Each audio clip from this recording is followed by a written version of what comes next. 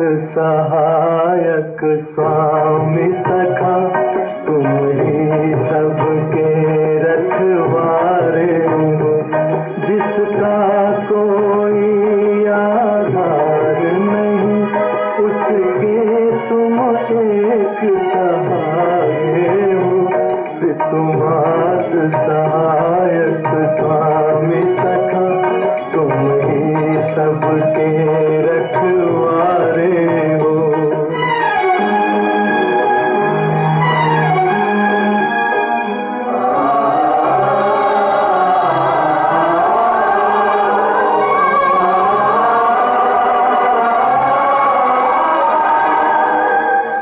तेरी लीला अपरंपार प्रभु, तेरी महिमा सबसे न्यारी है।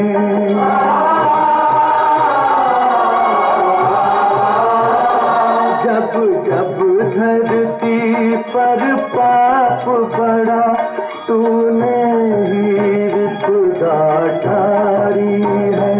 इस जीवन के अंधियारे में बस एक तुम ही उजियारे हो।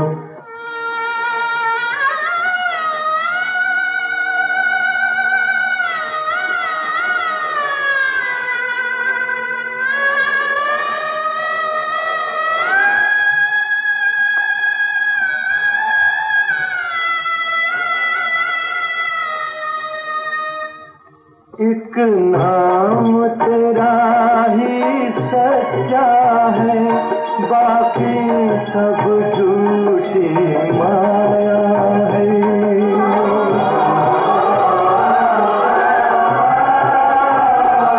जो अपना सब कुछ छोड़ चला, उसने ही तुमको पाया है। जिस मन में तुम्हारी भक्ति जगी, उसके तुम ही तो सहारे हो।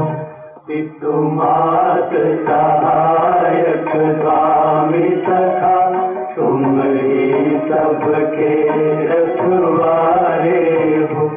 जिसका कोई आधार नहीं, उसके तुम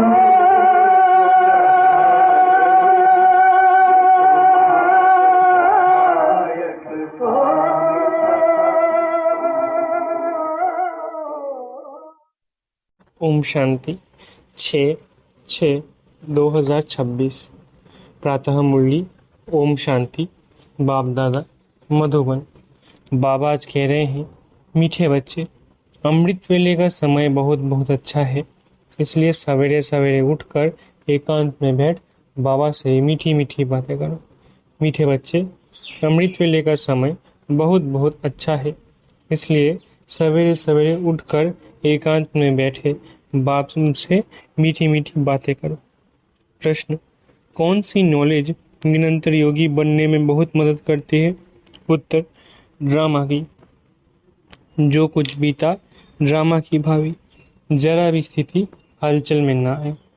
भल कैसी भी परिस्थिति हो, अर्थक्वेक आ जाए, धंधे में घाटा पड़ जाए, लेकिन जरा भी संशय पैदा ना हो, इसको कहते हैं महावीर।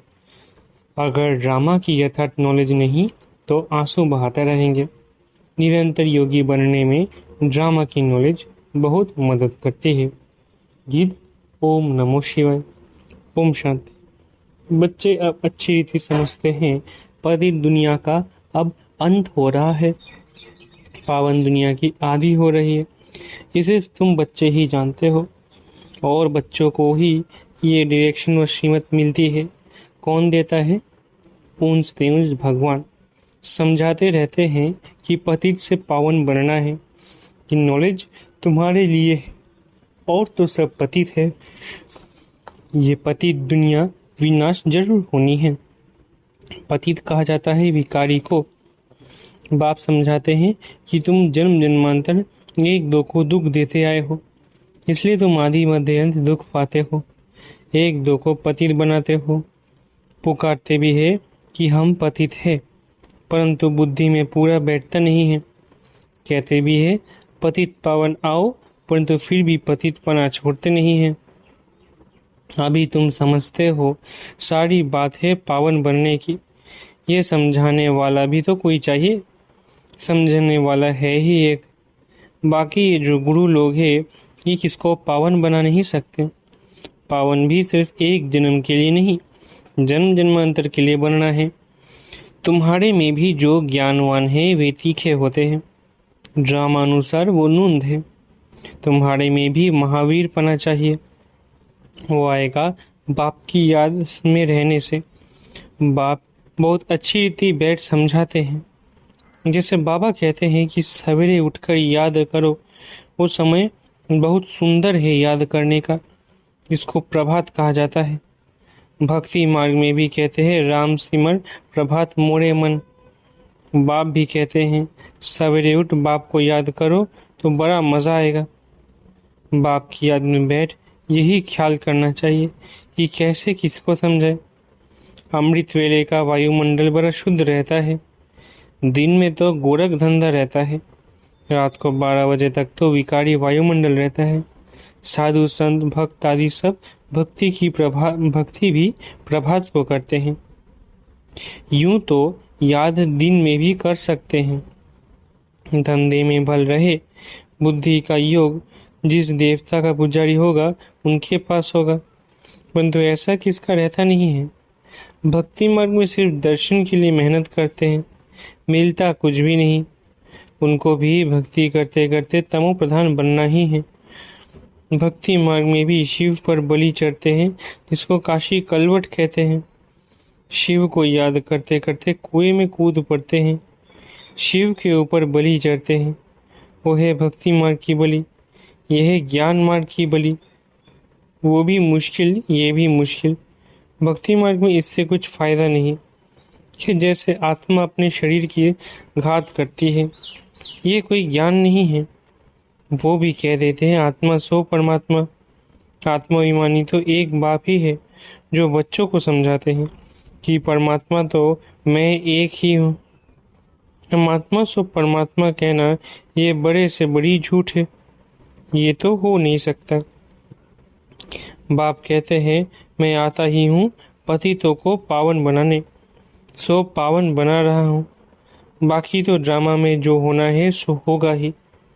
समझो अर्थक्वेक होती है, छत गिर जाती है, कहेंगे भाभी कल पहले भी ऐसे हुआ था, इसमें ज़रा भी हिलने की दरकार नहीं।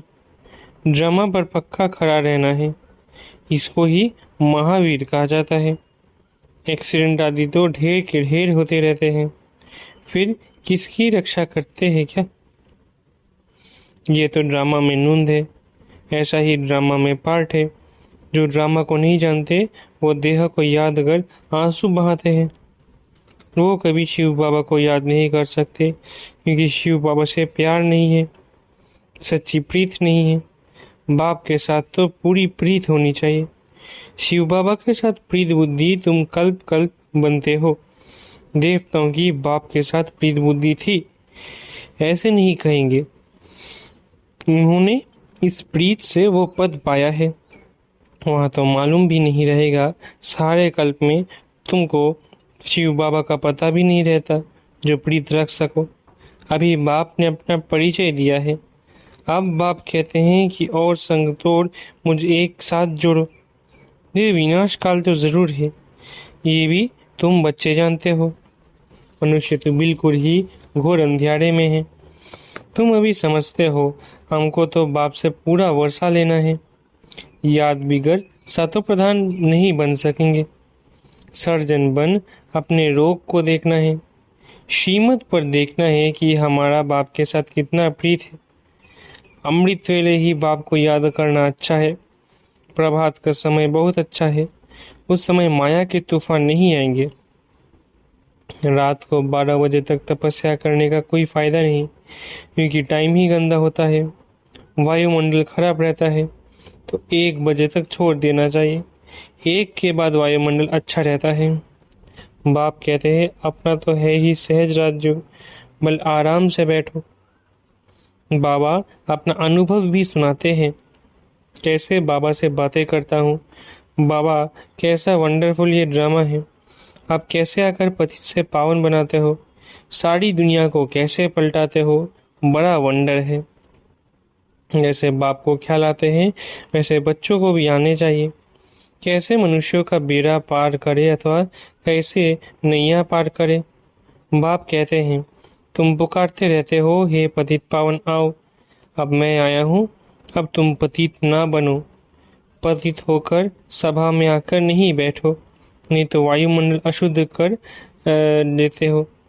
बाबा को मालूम तो पड़ता है, दिल्ली में बॉम्बे में ऐसे विकार में जाने वाले आकर बैठ जाते थे। गाया हुआ है, असुर आकर विघ्न डालने बैठते थे। विकार में जाने वालों को असुर कहा जाता है, वायुमंडल को खराब करते हैं। उनके लिए तो सजा बहुत कड़ी है।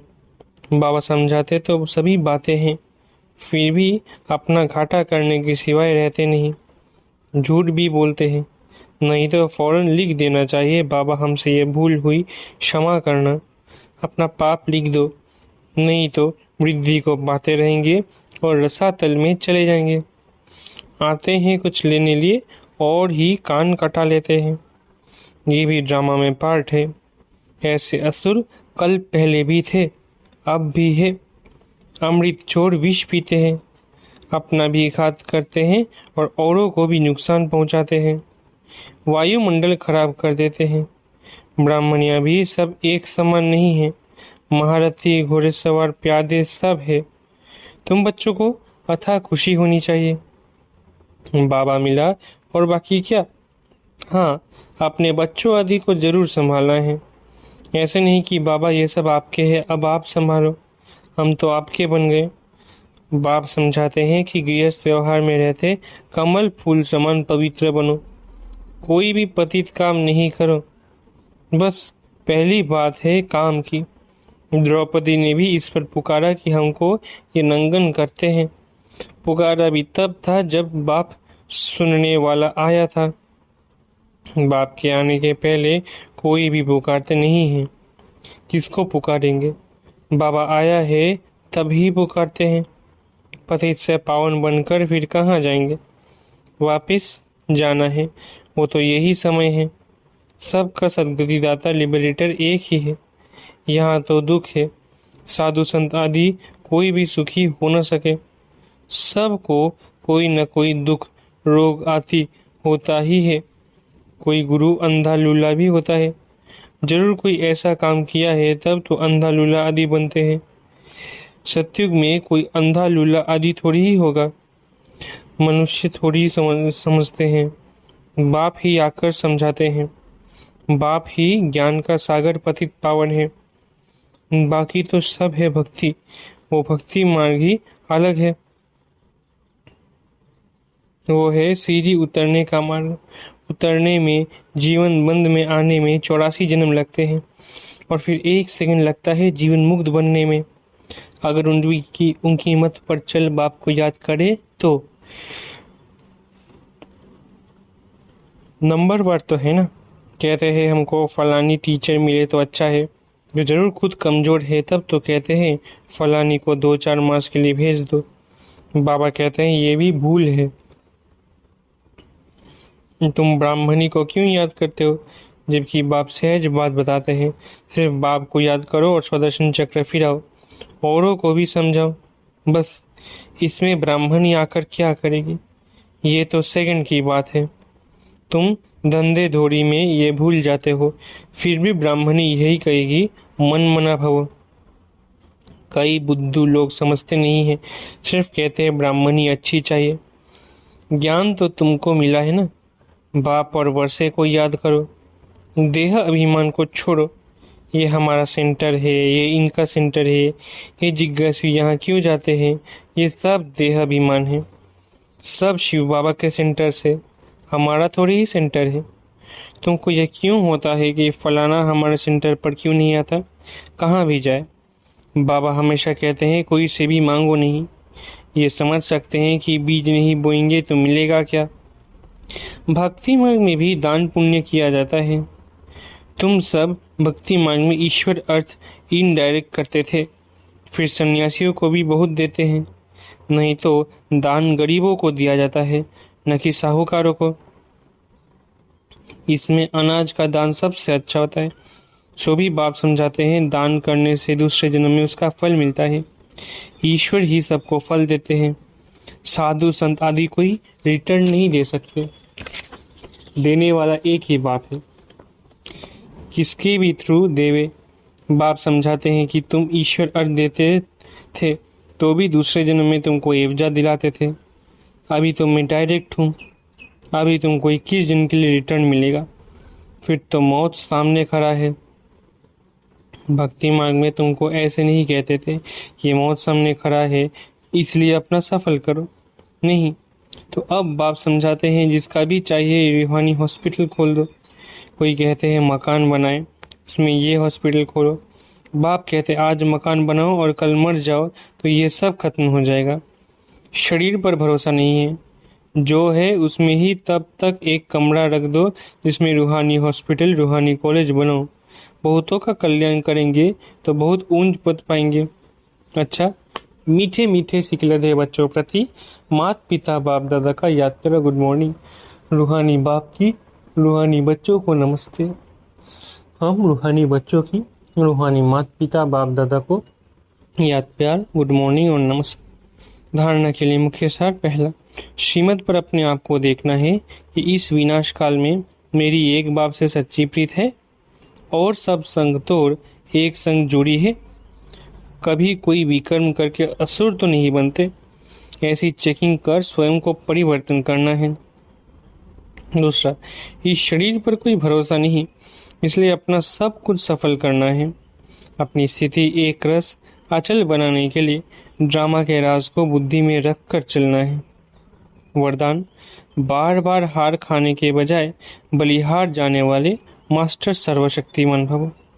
बार बार हार खाने के बजाय बलिहार जाने वाले मास्टर सर्वशक्तिमान विजयी भव। स्वयं को सदा विजयी रत्न समझकर हर संकल्प और कर्म करो तो कभी भी हार हो नहीं सकती। मास्टर सर्वशक्तिमान कभी हार नहीं खा सकते। यदि बार बार होती है तो धर्मराज की मार खानी पड़ेगी और हार खाने वालों को भविष्य में हार बनाने पड़ेंगे। द्वापर से अनेक मूर्तियों को हार पहनाने पड़ेंगे। इसलिए हार खाने के बजाय बलिहार हो जाओ। अपने संपूर्ण स्वरूप को धारण करने की प्रतिज्ञा करो तो विजयी बन जाएंगे। स्लोगन, कब शब्द कमजोरी सिद्ध करता है, इसलिए कब करेंगे नहीं अब करना है। स्लोगन, कब शब्द कमजोरी सिद्ध करता है, इसलिए कब करेंगे नहीं अब करना है। अव्यक्तिशाली सदा हर्षित रहने के लिए अपनी नेचर को सरल बनाओ, सहनशील बनो। इस बेहद की स्टेज पर मैं खिलाड़ी हूँ। ये खिलाड़ी के स्टेज सदा हर्षित मुक्त रहने का अनुभव कराते हैं। किसी भी प्रकार की कोई भी बात जिसको दुनिया वाले आपदा समझते हैं, लेकिन खिलाड़ी बन खेल करने वाले और साक्षी हो खेल देखने वाले, ऐसे आपदा के रूप को खेल समझ सहनशीलता की शक्ति से मनोरंजन का अनुभव करते हैं। अच्छा, ओम शांति। शुक्रिया बाबा।